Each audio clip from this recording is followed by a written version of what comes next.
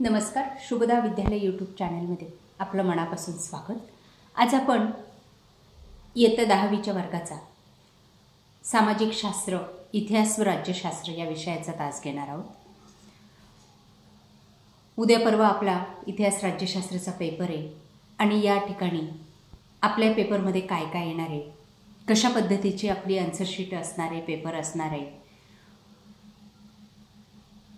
प्रश्नपत्रिकेचे स्वरूप काय राहील, साधारणतः कोणकोणते प्रश्न आपल्याला विचारले जातील, या संपूर्ण घटकांची आपल्याला आजच्या तासाला चर्चा करायची आहे। एकंदरीत आपल्याला या तासिकेला इतिहासाचे IMP क्वेश्चन्स आपल्याला जाणून घ्यायचे आहेत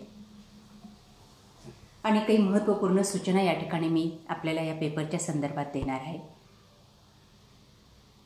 त्यासाठी आपल्या या व्हिडिओला लाईक करा, आपल्या मित्रांना शेअर करा आणि यासारखे नवनवीन व्हिडिओ पाहण्यासाठी आपल्या चॅनलला सबस्क्राईब करून बेल आयकॉनवर क्लिक करा। इयत्ता 10वी इतिहास व राज्यशास्त्र बोर्ड क्वेश्चन पेपर बघा, या ठिकाणी आपण एक बोर्डाची प्रश्नपत्रिका पाहत आहोत। अशीच प्रश्नपत्रिका आपल्याला उद्याच्या पेपरमध्ये सुद्धा मिळणार आहे। एकूण 40 गुणांची ही प्रश्नपत्रिका आहे आणि ही सोडवण्यासाठी आपल्याला 2 तासाचा वेळ हा दिला जाणार आहे। या प्रश्नपत्रिकेमध्ये काही महत्त्वपूर्ण सूचना आपल्याला दिलेल्या आहेत बघा। त्यामध्ये आपल्याला पहिली सूचना आहे सर्व कृती सोडवणं, म्हणजे सर्व प्रश्न सोडवणं आपल्याला गरजेचं आहे। उजवीकडे प्रश्नांचे अंक, म्हणजेच या बाजूला आपल्याला प्रश्नांचे गुण दर्शवले जातात, ते गुणही बघायचं आणि तेवढं उत्तर लिहिणं आपल्याला अपेक्षित असतं। प्रश्न क्रमांक 1 ते 5 प्रश्न हे इतिहास या विषयावर असतील आणि 6 ते 9 प्रश्न हे राज्यशास्त्र या विषयावर आहेत, हे लक्षात घेणं गरजेचं आहे। प्रश्न क्रमांक अ आणि प्रश्न क्रमांक 6 मध्ये संपूर्ण विधानं आपल्याला लिहिणं गरजेचं आहे। मित्रांनो, तुमचा नुकताच गणित आणि विज्ञानाचा पेपर झालेला आहे, त्यामध्ये तुम्हाला गाळलेल्या जागांचे फक्त पर्याय क्रमांक लिहावे लागतात, अ, आ, इ, क, ख, ग काय असेल ते उत्तराचा। पण आपल्या इतिहास भूगोलामध्ये असं लिहून चालत नाही। आपल्याला ते जे काही विधान असतं, गाळलेली जागा असते, ती आपल्याला पूर्ण लिहावी लागते आणि त्या ठिकाणी पर्यायातलं जे उत्तर बरोबर असेल ते त्या ठिकाणी आपल्याला टाकायचं असतं। बघा, उदाहरणार्थ ही आपली पहिली गाळलेली जागा आहे। भारतातील पहिले इंग्रजी वर्तमानपत्र टिंबटिंब यांनी सुरू केले। त्याचं उत्तर आहे जेम्स ऑगस्ट हिकी। मग उत्तर लिहिताना आपण एक म्हणायचं आहे, भारतातील पहिले इंग्रजी वर्तमानपत्र जेम्स ऑगस्ट हिकी, त्याच्याखाली अंडरलाईन करायची आहे, यांनी सुरू केले। म्हणजे अशा पद्धतीने पूर्ण गाळलेल्या जागा आपल्याला उत्तरासहित लिहायची असते, तेव्हा आपल्याला त्याला 1 गुण हा मिळत असतो। म्हणून एवढी दुरुस्ती आपण उद्याच्या पेपरमध्ये करणार आहात।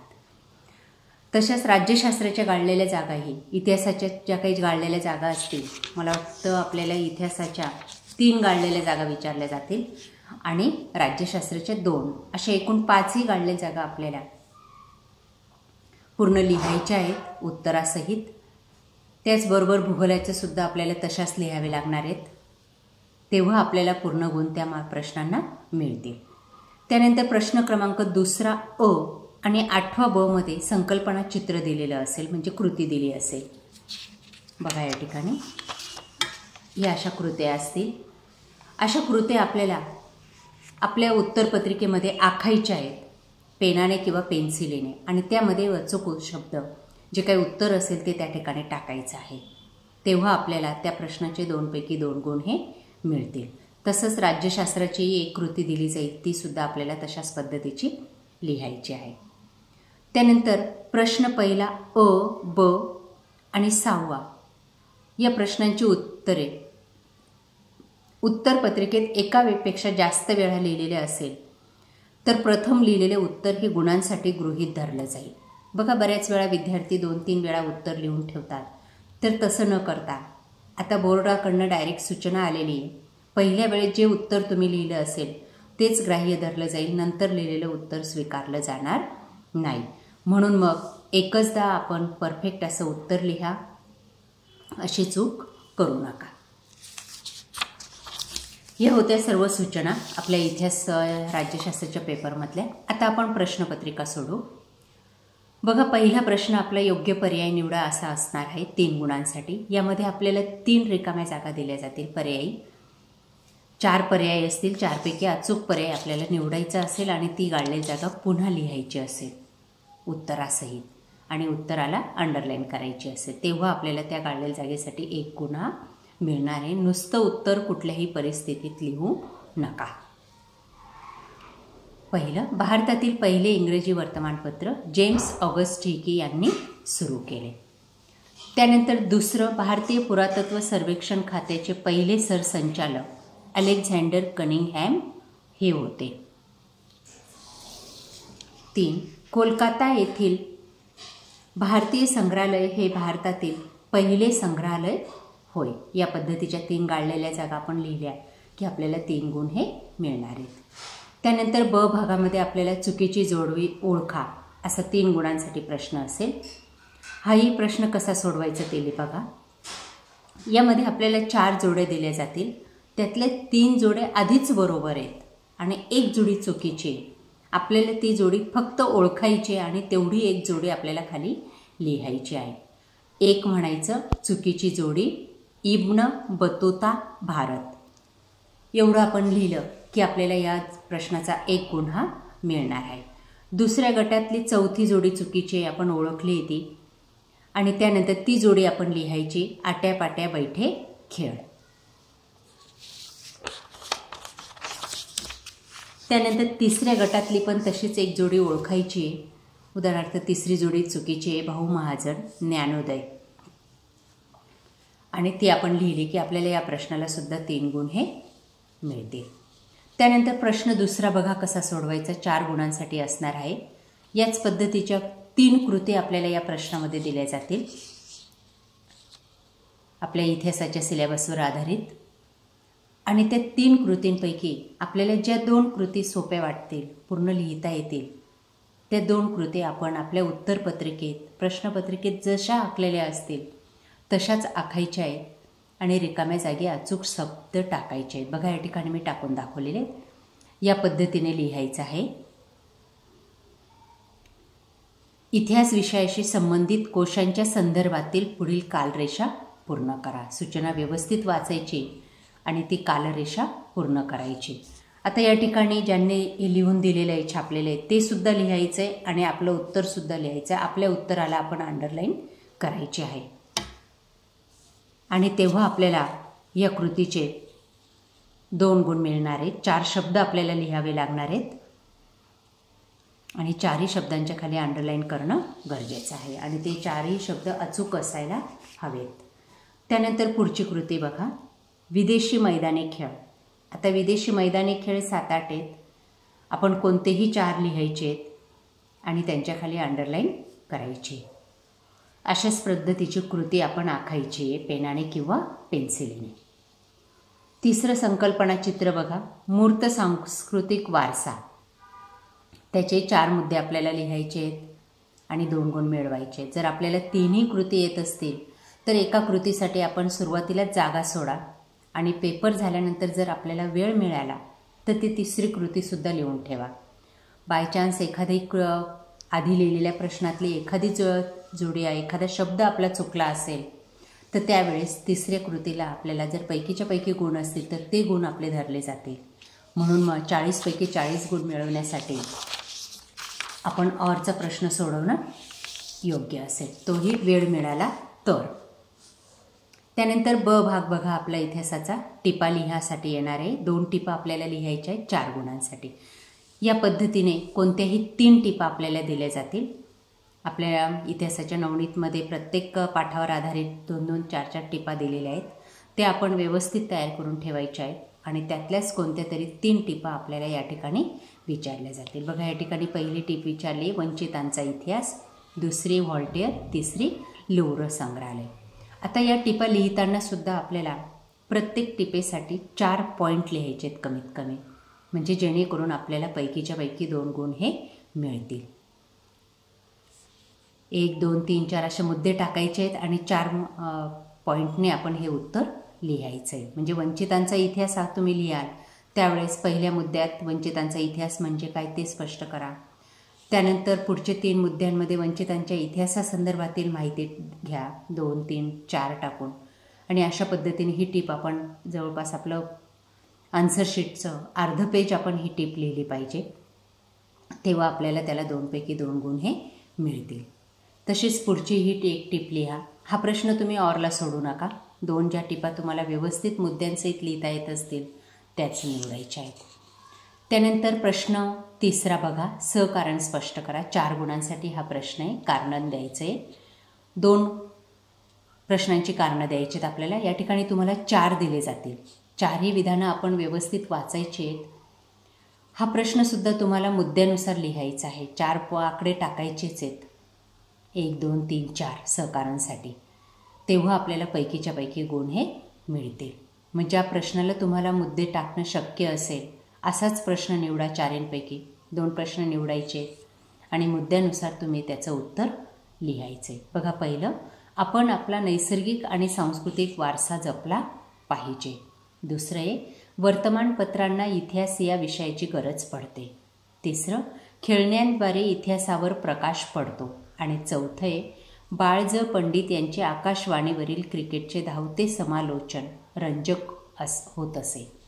या पद्धतीने आपण कोणतेही 2 सहकारण स्पष्ट करायचे. आपल्या नवनीतमध्ये प्रत्येक पाठावर आधारित सहकारण द्या असे प्रश्न दिलेले, ते सर्व वाचून जा.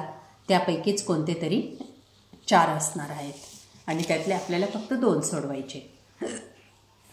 त्यानंतर प्रश्न 4 बघा, आपला असा असणार आहे. एक उतारा आपल्याला या ठिकाणी दिला जाईल. आपल्या पाठ्यपुस्तकातलाच तो उतारा असेल, बाहेरचा असणार नाही. एखाद्या पाठातलाच उतारा असेल आणि त्यावर आधारित आपल्याला 4 गुणांसाठी प्रश्न विचारले जातील. 3 प्रश्न असतील आणि त्या प्रश्नांची उत्तरं तुम्हाला या उतार्यामध्येच मिळणार आहेत. काही या उतार्याचा 4थ्या प्रश्नाचा तुम्हाला अभ्यास करायची गरज नाही. फक्त प्रश्नपत्रिकेतला उतारा वाचायचा आहे. त्यानंतर प्रश्न वाचायचे आणि एक प्रश्नाचं उत्तर, फक्त उत्तर व्यवस्थितरित्या लिहायचं आहे.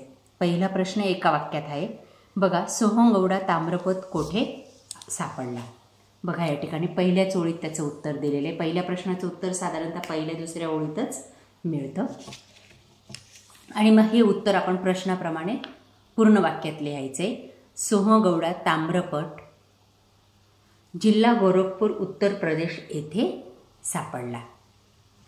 या पद्धतीने उत्तर लिहायचे. दुसरं, सोहंगवडा ताम्रपटावरील कोरीव लेख कोणत्या लिपीमध्ये लिहिलेला आहे. त्याचं उत्तर आहे ब्राह्मी लिपी. बघा, या ठिकाणी ताम्रपटावरील कोरीव लिपी ब्राह्मी लिपीत आहे. हे उत्तर तुम्हाला या ठिकाणी मिळालेलं आहे. आपण या ठिकाणी पूर्ण वाक्यामध्ये प्रश्नाप्रमाणे प्रश्न लिहायची या ठिकाणी गरज नाही तुम्हाला. फक्त उत्तर लिहायचं. 2चं उत्तर म्हणायचं आणि लिहायचं, सोहंगवडा ताम्रपटावरील कोरीव लेख ब्राह्मी लिपीमध्ये आढळला आहे. त्यानंतर 3रा प्रश्न बघा, 2 गुणांसाठी. हा प्रश्न आपल्याला मोठा लिहायचा आहे. 4-5 ओळींचं उत्तर लिहायचं आहे. बघा प्रश्न, सोहंगवडा ताम्रपटाचे इतिहासाचे साधन म्हणून महत्त्व स्पष्ट करा. बघा, या ठिकाणी उतार्यामध्ये अर्ध उत्तर आलेलं आहे आणि अर्ध उत्तर या पाठामध्ये आहे. आपल्या मनाने ते उत्तर आपण पूर्ण लिहायचे. बघा कसं लिहिणार. हा ताम्रपट इतिहासाचे महत्त्वाचे साधन आहे. दुष्काळजन्य परिस्थितीचे निवारण करण्यासाठी काय काळजी घ्यावी हा संदेश यातून प्राप्त होतो. बघा, या ठिकाणी त्याचं उत्तर आहे इथं.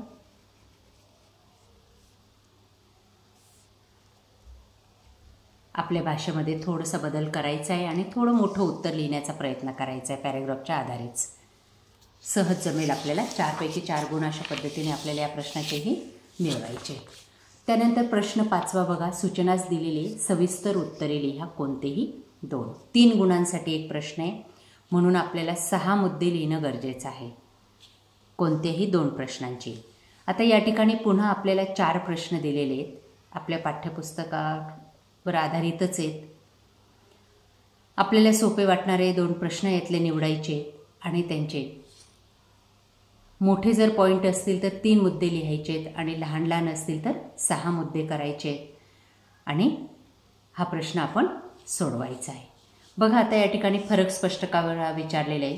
3 फरक आपल्याला या ठिकाणी लिहायचे आहेत. मैदानी खेळ आणि बैठे खेळ यांच्यातला. आकाशवाणीचा इतिहास लिहिताना पहिले व्याख्या लिहायची. उपयोजित इतिहासाचा प्रश्न जर आपण निवडला तर उपयोजित इतिहासाची व्याख्या लिहायची आणि वर्तमान काळाशी त्याचा कसा संबंध आहे ते आपण पुढच्या 2-3 मुद्द्यांनी स्पष्ट करायचं आहे. पर्यटन आणि आतिथ्य क्षेत्रात इतिहासाच्या विद्यार्थ्यांना कोणत्या व्यावसायिक संधी उपलब्ध आहेत ते सुद्धा आपण या ठिकाणी लिहू शकतो. अशा प्रकारे हा प्रश्न आपण सविस्तररित्या सोडवायचा आहे. 2च प्रश्न विचारलेले आहेत. स्वतंत्र पेजवर आपण यांची उत्तरं लिहायची आहेत जेणेकरून आपल्याला 6 पैकी 6 गुण या प्रश्नाला सुद्धा मिळतील. त्यानंतर आपला प्रश्न 6वा आला आता राज्यशास्त्र या विषयावर. त्यामध्ये आपल्याला 2 गुणांसाठी 2 गाळलेल्या जागा विचारलेल्या आहेत. मगाशी सांगितल्याप्रमाणे ह्या गाळलेल्या जागा आपल्याला उत्तरासहित पूर्ण वाक्यात लिहायच्या आहेत. कुठल्याही परिस्थितीत फक्त उत्तर किंवा पर्याय लिहू नका. बघा पहिली गाळलेली जागा, लोकशाहीचा गाभा म्हणजे सत्तेचे विकेंद्रीकरण होय. दुसरं, स्वातंत्र्यपूर्व काळात ओडिशातील गौंड या आदिवासी जमातीने ब्रिटिशांविरोधात उठाव केला. अशा पद्धतीने 2 गाळलेल्या जागा लिहायच्या आहेत आणि पूर्ण गुण मिळवायचे आहेत. त्यानंतर प्रश्न 7वा बघा 4 गुणांसाठी. चुकीबरोबर ते सहकारण स्पष्ट करायचं आहे. पहिलं, न्यायालयाच्या विविध विषयांवरील निर्णयातून भारतातील राजकीय प्रक्रिया परिपक्व होण्यास मदत झाली आहे. विधान बरोबर आहे. दुसरं, एखाद्या घटक राज्यात केव्हा व किती टप्प्यात निवडणुका घ्यायच्या हे राज्य सरकार ठरवते. चूक. बघा या ठिकाणी विधान चूक की बरोबर ते ठरवायचे आणि सहकारण स्पष्ट करायचं. बरोबर असेल तरीही सहकारण लिहा आणि चूक असेल तरीही लिहा. हे असे प्रश्न आपल्या राज्यशास्त्राच्या प्रश्न उत्तरांमध्ये दिलेले आहेत. तिथले ते तुम्ही वाचा. 5 प्रकरणं आहेत आपली एकूण. त्यावर आधारित कोणत्या तरी 3 प्रकरणांवर आधारित 3 सहकारण स्पष्ट करा आपल्याला विचारले जातील आणि त्यांची उत्तरं आपल्याला अशा पद्धतीने 3 मुद्द्यांमध्ये लिहायची आहेत जेणेकरून आपल्याला 2 पैकी 2 गुण हे मिळतील. 1 गुण हा चुकी बरोबर ते लिहायला आहे. स्पष्ट सूचना लिहायची. हे विधान चूक आहे, हे विधान बरोबर आहे आणि नंतर सहकारण म्हणायचं आणि त्याचे 2 मुद्दे तरी लिहायचे आहेत.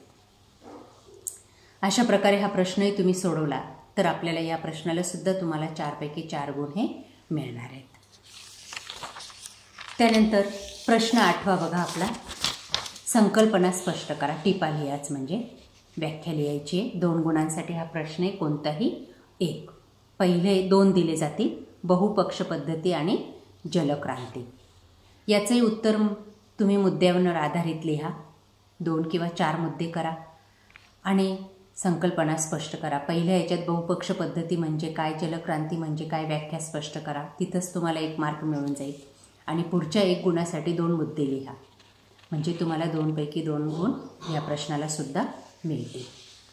ब भाग असेल आपला, सूचनेप्रमाणे कृती करा. 2 गुणांसाठी 2 कृती आपल्याला या ठिकाणी दिल्या जातील. आपण त्या जशा तशा आखायच्या आहेत आपल्या पेपरवर आणि उत्तरं लिहायची आहेत. बघा या ठिकाणी दिलेली निवडणूक प्रक्रिया, मतदारसंघाची निर्मिती, त्यामध्ये आहे मतदार याद्या निश्चिती, उमेदवारांकडून नामांकन पत्र छाननी, निवडणूक प्रचार, प्रत्यक्ष मतदान आणि मतमोजणी.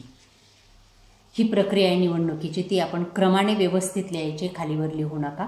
परफेक्ट लिहिले की आपल्याला 2 गुण हे मिळतील. हे 4 मुद्दे आपल्याला लिहायचे. 4ांना अर्धा गुण आहे.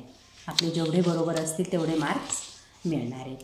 किंवा हा दुसरी कृती, आकृतीबंध पूर्ण करा. महाराष्ट्रातील प्रादेशिक पक्ष. महाराष्ट्रात 4 पेक्षा अधिक प्रादेशिक पक्ष आहेत हे आपण शिकलेलो आहोत.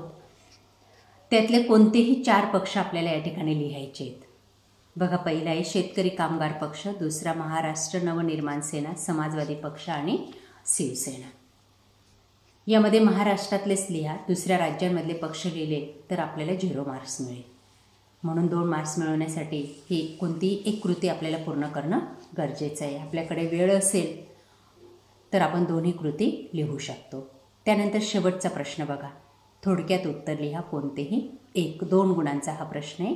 2 प्रश्न आपल्याला दिले जातील. दोघांपैकी आपल्याला जो प्रश्न सोपा वाटेल तो प्रश्न आपल्याला या ठिकाणी लिहायचा आहे. बघा पहिला प्रश्न, न्यायालयाने दिलेल्या कोणकोणत्या निर्णयामुळे महिलांच्या सन्मान व प्रतिष्ठेची जपणूक झालेली आहे. ते कोणकोणते निर्णय आहेत ते आपण 1, 2, 3, 4 आकडे टाकून 4 निर्णय लिहा, जेणेकरून त्या निर्णयामुळे महिलांना सन्मान आणि प्रतिष्ठा मिळालेली आहे. किंवा दुसरा प्रश्न निवडा, चळवळीला खंबीर नेतृत्वाची गरज का असते.